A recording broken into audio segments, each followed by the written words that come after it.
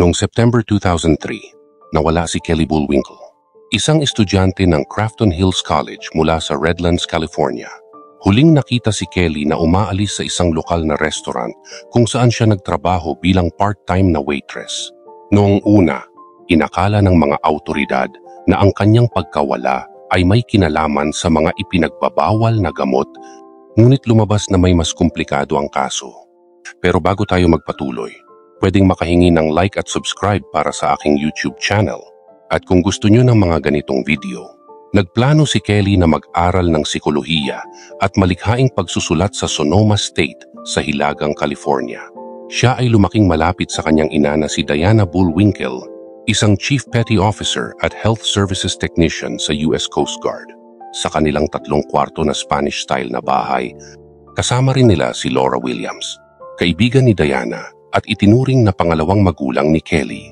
Noong gabi ng kanyang senior prom, sumama si Kelly sa kanyang 19 years old na kaibigang si Kinsey Nordman.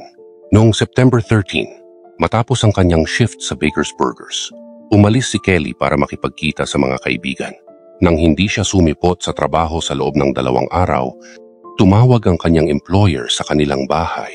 Pag-uwi ni Laura Williams mula sa isang 5 araw na biyahe, natuklasan niyang hindi pinakain ni Kelly ang kanyang mga alagang hayop, isang Australian Shepherd, at 4 na pusa.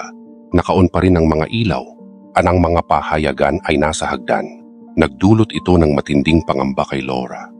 Noong September 15, nagpunta si Laura Williams sa istasyon ng pulis upang i-report na nawawala si Kelly.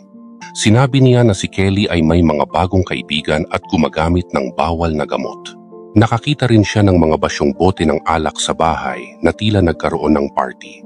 Agad inabisuhan ni Laura ang ina ni Kelly na nasa Costa Rica tungkol sa pagkawala ni Kelly. Nagsimula ang investigasyon at nais malaman ng pulisya kung sino ang huling nakakita kay Kelly.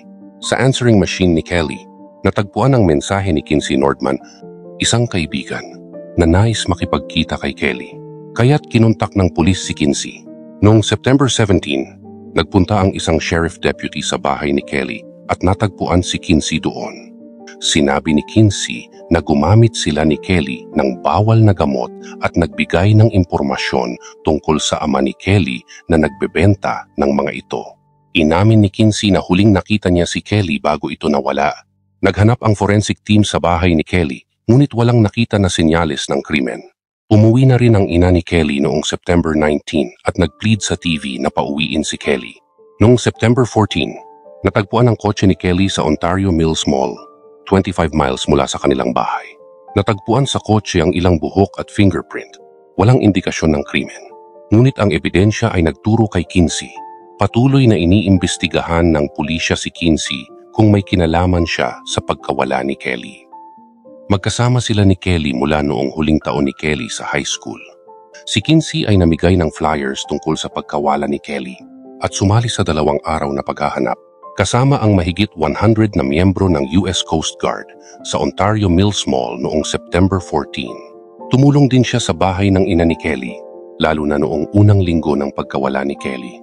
Ngunit sa pagsusuri ng social media ni Kelly, natuklasan ng mga investigador na may problema siya sa kanyang mga kaibigan at gusto na niyang lumayo at magkaroon ng bagong kaibigan. Ayon kay Kinsey, siya ang pinakamatalik na kaibigan ni Kelly at laging sakay ng kanyang kotse, kaya natural na nandoon ang kanyang fingerprint.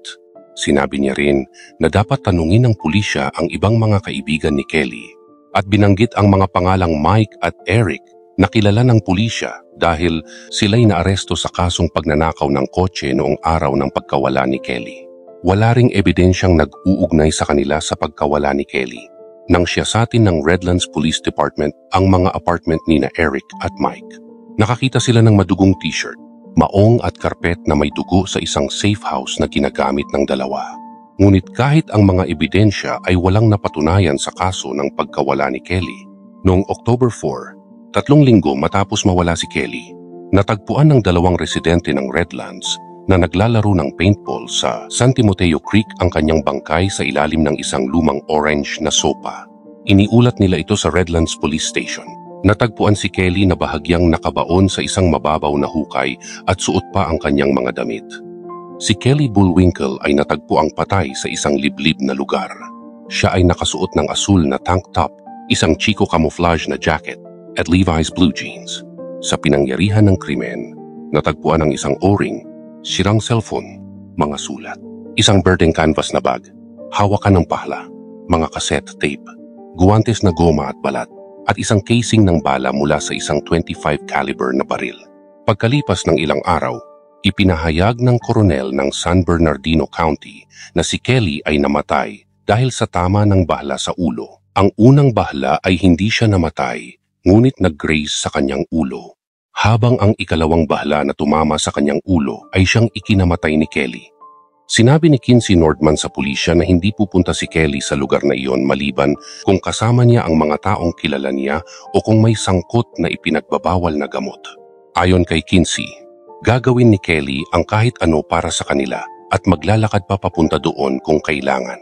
Walang malinaw na motibo para sa krimen, kaya't umaasa ang mga investigador na matutukoy ang pumatay kay Kelly sa pamamagitan ng ballistic examination ng shell casing na natagpuan sa tabi ng katawan niya. Habang naghihintay sa resulta, pinukus muli ng mga pulis ang investigasyon sa social platforms at mga relasyon ni Kelly, particular na kina Kinsey at Damon Guerrero. Nalaman ng mga investigador na si Damon Guerrero ay isang mutual na kaibigan ni Kinsey at Kelly at nagkaroon din ng relasyon kay Kelly. Si Damon ay nakatira sa isang malaking bahay sa Highland kasama ang kanyang pamilya.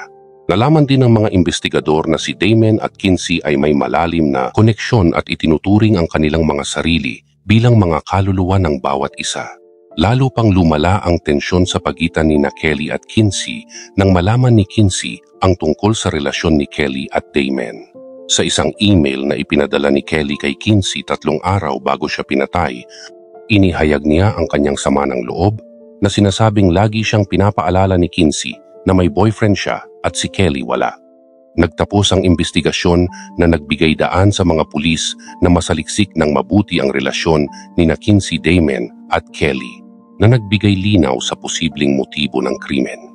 Si Kinsey Nordman ay nagkaroon ng madilim na panig na hindi alam ng iba. Sa isang pagkakataon, narinig ng kanyang ina na si Deborah, si Kinsey na nakikipag-usap sa kanyang kasintahang si Marco Diaz, na nakonvict sa pananakit ng ibang babae. Sa pag-uusap, sinabi ni Diaz na magiging cool kung magkaka-cancer ang ina ni Kinsey at mawala ang gamot nito, na sinangayunan ni Kinsey. Iminungkahi pa ni Diaz na magiging cool din kung mamatay ang ama ni Kinsey at muling sumang-ayon si Kinsey. Si Kelly Bullwinkle ay nagkaroon ng alitan kay Damon Guerrero at Kinsey, lalo na nang si Kelly ay nagsimulang makipagrelasyon kay Damon, nakasintahan ni Elodie Romero. Pinagsilusan ni Elodie si Kelly at nagalit nang malaman niya ang tungkol sa relasyon nila ni Damon. Naging problema si Kelly kay Elodie at Damon dahil hindi siya tumigil sa paghabol kay Damon kahit natapos na ang kanilang relasyon. Nang mawala si Kelly, nagsimulang maghinahla ang mga investigador na isa sa kanyang mga kaibigan ang may kinalaman sa kanyang pagkamatay. Sa interogasyon kay Kinsey, inamin niya na siya at si Damon ay aksidenteng napatay si Kelly. Sinasabing nagkamali sila sa isang praktikal na biro. Sinabi ni Kinsey na ang plano ay takutin si Kelly sa isang libingang hukay na kanilang hinukay noong nakaraang araw, habang itinututok ang baril sa kanyang ulo bilang isang biro. Ngunit nagkamali sila at napatay si Kelly. Ang baril na ginamit ay hindi natagpuan, ngunit ang mga bala na narecover sa bakuran ni Damon ay tumugma sa mga nakita malapit sa katawan ni Kelly. Isinalaysay ni Kinsey kung ano nangyari sa araw ng pagkamatay ni Kelly. Noong October 1, 2003, sa Redlands, California, nawala si Kelly Bullwinkle matapos ang isang lakad kasama ang mga kaibigang sina Kinsey Nordman at Damon Guerrero. Sa kanilang ikalawang paglalakad bandang 7:00 ng gabi, huling nakita si Kelly malapit sa isang mababaw na hukay. Habang nakatalikod si Kelly sa kanyang mga kaibigan, biglang pumutok ang baril.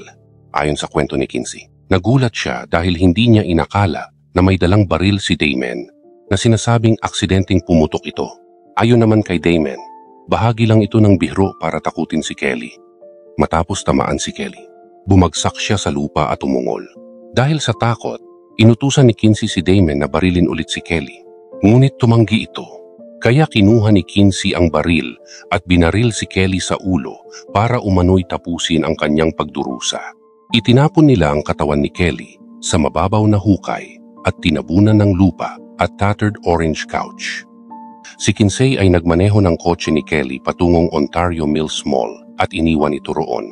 Kasunod nito, nagbihis sina Kinsey at Damon.